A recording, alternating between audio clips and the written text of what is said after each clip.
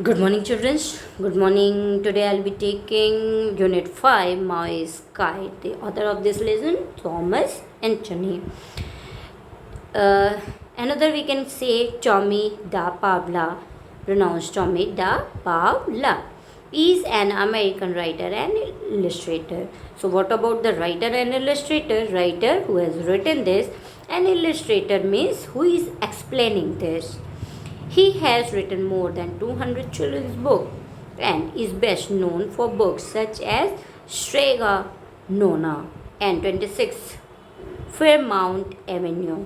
He received the Children's Literature Agency Award for his lifetime contribution to American children's literature in 2011.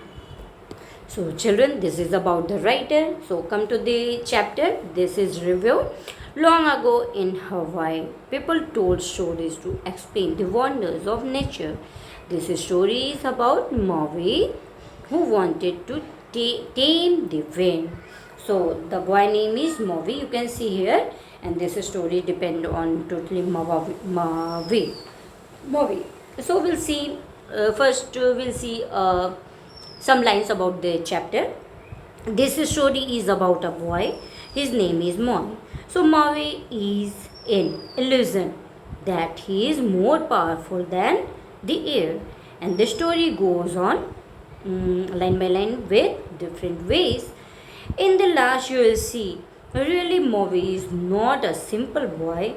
He could understand the direction of the sky and waves by his effort, by his knowledge. So we'll see the chapter line by line. One morning, Maui decided that he had to build a kite, and what a kite he built!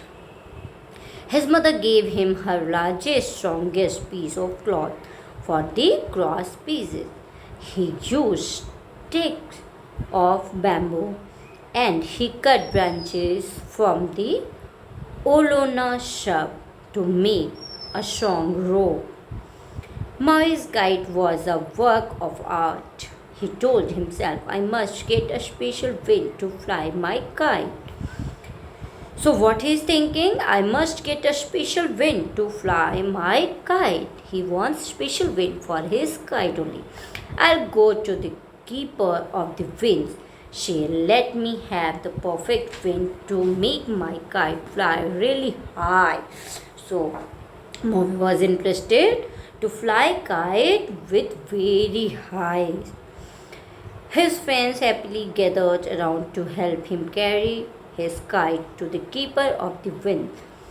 As the group padded through the village, everybody left their work and came to watch. So everyone left their work and came to watch their kite, and Maui was flying the kite. When the group family approached the cave of the wind, they could see the keeper of the wind sitting by the entrance. O keeper of the wind, cried Maui. So, to whom Maui cried? O keeper of the wind. So, the lady is the keeper of the wind. Please bring Ipu Iki. Ipu Iki is the box made by the dried pumpkin. You can see here, this is the box made by the dried pumpkin. This small card that holds gentle breezes. And let us fly all our kite. The keeper was a wise old woman. She knew that the gentle winds of Ipu Iki would play kindly with the boy. So she went into her cave and returned carrying a small gourd of singing her song. So, the song for the Ipu Iki, O wind, soft wind, is halo, wind from the God of everlasting winds. Come from Ipu Iki, O wind, soft wind of halo, come gently, come mildly. So, this is the song for opening of Ipu Iki. The lid of the gourd began to stir, and the keeper carefully opened it. So that lady was the keeper, and she opened that very carefully. Slowly, the soft wind of Hilo drifted out, tugged at the kite. Maui let out some caught, and he had he and his friends cheered as the kite soared like a great bird over the sea. The keeper stood serenely and looked on with a smile. After a while, she said, "That enough today. The wind, that's enough today. The winds should not be taken for granted. They'll respect you if you will respect them." So the keeper of the wind, she said that it's enough today, and if you respect to the wind, then wind respect to you also. After a few moments of silence, Marvin nodded and said, "Yes, O keeper of the wind, call your wind back to you." The woman now removed the lid from Ipoiki. As the wind returned, the kite slowly dropped. Maui reeled in the line, caught the kite, and went back home with his friends while the keeper closed the lid. But Maui was not content. Content means satisfied. He had seen how high his kite had gone, and he now wondered just how much higher it could fly. The next day, Maui and his friends took the great kite and were back to the cave of the wind. O keeper of the wind, bring out Ipu Nui, god of the four great winds, cried out Maui. So now that boy asked for the another wind, that is Ipu Nui.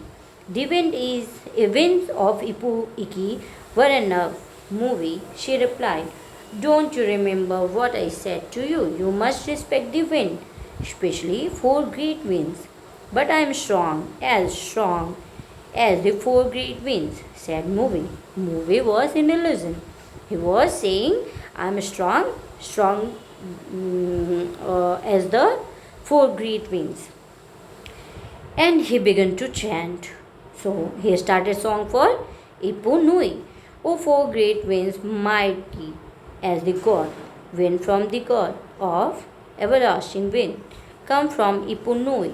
Strong wind, churning wind, hasten and come to me. So here you will see on the page number 43, from inside the cave came a mighty roar. The keeper ran towards the entrance, but she was too late. The north wind, the east wind pushed her over and snatched the kite from the hands of Maui's friends. Maui's kite was swept far out over the sea. He laughed with delight when he was how far his kite had gone, and at the keeper who was struggling vainly to put the lid back on Ipu Nui. Then the west wind and south wind hurled out of the god and knocked it from the woman's hand. The kite went as high as the cord was long, and then it tugged fiercely at the cord. The cord began to hum in the wind. Hum means vibration, and the kite disappeared into the darkening cloud. Thinking that he was in control, Mui called out, O wind, mighty as the god, return to Ipu Nui. But of course, the wind were beyond his control. They raged stronger and stronger until the cord attached to the kite snapped with a mighty crack. Maui almost fell backward. The kite sailed away over the mountains, never to be seen again. So, in the last, page number 44, the winds continued to rage over the entire island. A heavy rain sent people scurrying in all directions. The wind had proved who was stronger.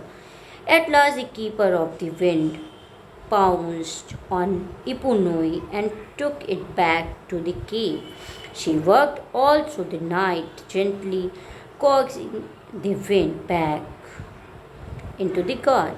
Finally, the storm ended. People started calling Maui he who brought the great storm. His friends looked the other way when Maui came to visit. Finding himself alone with nothing to do, Maui built another kite. It was smaller than the first. He flew it near his home. When there was no one else about, he would tie the kite to a rock and study its movements in the sky. Soon he could tell when the weather could be fine or stormy. One day he noticed some men going off to the field. It will rain today, called out Moe. Tomorrow will be better day to work in the field. The men just scowled at him. But soon it did begin to rain, and the men came running back to the village, looking in amazement at Movie. Another day, Movie warned a group of women that their clothes would be blown away from their drying place because his kite told him that there would be a storm that day. Later, they were out of their yard, chasing their clothes, which were blowing about in the storm. In time, the village people began to depend on Move and his kite. He taught them how to tell from the dancing movement of the kite which day would be good for planting or fishing or drying cloth. People now started calling him teacher of the weather. Even the keeper of the winds no longer shunned him, and Movi had learned his lesson. Never again did he call the winds of Ipuiki or Ipunoi. So this was the chapter. It was very interesting. Children, read it and enjoy it at home. Thank you, class. Thank you very much.